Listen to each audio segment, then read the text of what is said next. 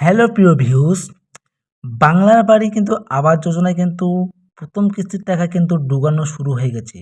তো কারা কারা টাকা পেয়েছেন অবশ্যই কমেন্ট বক্সে কিন্তু আপনারা জেনে দেবেন।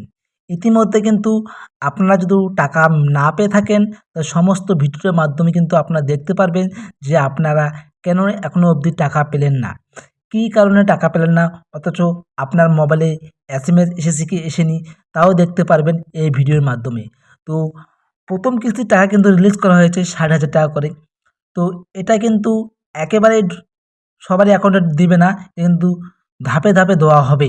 তো দেখুন, এই প্রকল্পে কিন্তু ২০,০০,০০০ মানুষকে আবাস যোজনার টাকা কিন্তু তার ঘরের টাকা কিন্তু দেওয়ানো হবে। তো আপনারা যদি টাকা না পেয়ে থাকেন, তো অবশ্যই আমার কমেন্ট বক্সে কিন্তু জানিয়ে দিবেন। তো প্রথম কিস্তির টাকা কিন্তু ৬০,০০০ টাকা করে সবার ব্যাংক অ্যাকাউন্টে একেবারেই ঢুকবে না। এই টাকা কিন্তু জেলায় জেলায়, অর্থাৎ জলপাইগুড়ি, কুচবিহার, আলিপুর, মুর্শিদাবাদ এরকম জেলায় জেলায় কিন্তু ধাপে ধাপে দেওয়া হবে। সবারই একেবারেই কিন্তু টাকা ঢুকবে না। অথচ কারো এসএমএস আসেনি। তো কী কারণে এসএমএস এলো না, অথচ কী কারণে টাকা ঢুকলো না, সম্পূর্ণ কিন্তু এই ভিডিওর মাধ্যমে কিন্তু জানতে পারবেন। তবে ভিডিও শুরুর আগে আমি একটা ছোট্ট একটি কথা বলতেছি, যারা এখনও অবধি চ্যানেলটিকে সাবস্ক্রাইব করেনি অবশ্যই সাবস্ক্রাইব করে পাশে থাকা বেল নোটিফিকেশনটি অবশ্যই অন রাখবেন।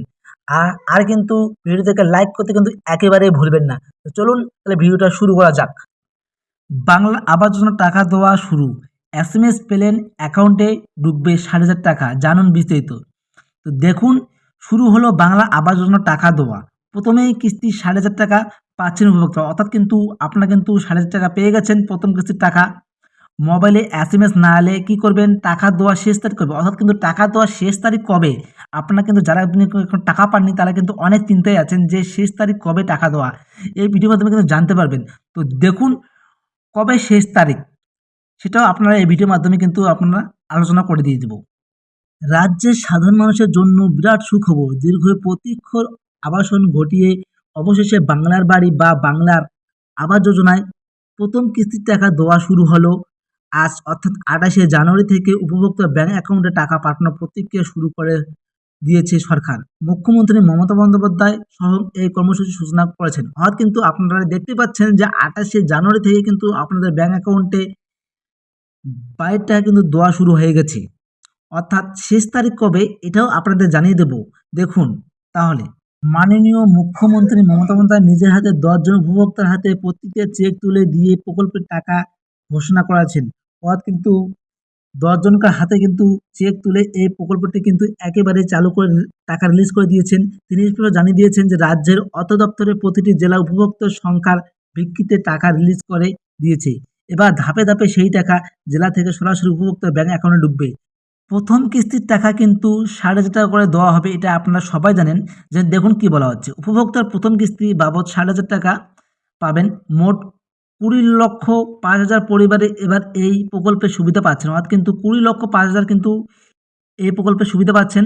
আগে এই সংখ্যাটি ছিল ১৬,০০,০০০, কিন্তু হেল্পলাইনে প্রচুর আবেদন জমা পড়ার মুখ্যমন্ত্রী সংখ্যা বাড়ির সঙ্গে কিন্তু ২০,০০,০০০ হয়ে গেছে। তারপর দেখুন কি বলছে, মোবাইলে এসএমএস না আসলে কিন্তু আপনার কোনো চিন্তা করবেন না। টাকা আসার সাথে সাথে কিন্তু অনেকের মোবাইলে সরকারের তরফ থেকে একটি কনফার্মেশন এসএমএস আসে, পাঠানো হয়েছে।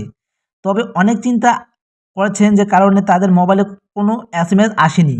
তো কী কারণে এসএমএস আসলো না, দেখুন, যে যদি আপনার মোবাইলে এসএমএস এসে থাকে তবে নিশ্চিত থাকুন আজকালকের মধ্যে কিন্তু আপনার টাকা ঢুকে যাবে। অর্থাৎ কিন্তু আপনার মোবাইলে এসএমএস এসে থাকে তাহলে অবশ্যই আপনার কিন্তু টাকা পাবেন। তো যাদের এসএমএস আসেনি তাদের কী করবেন, তাদের চিন্তার কারণ কোনো নেই।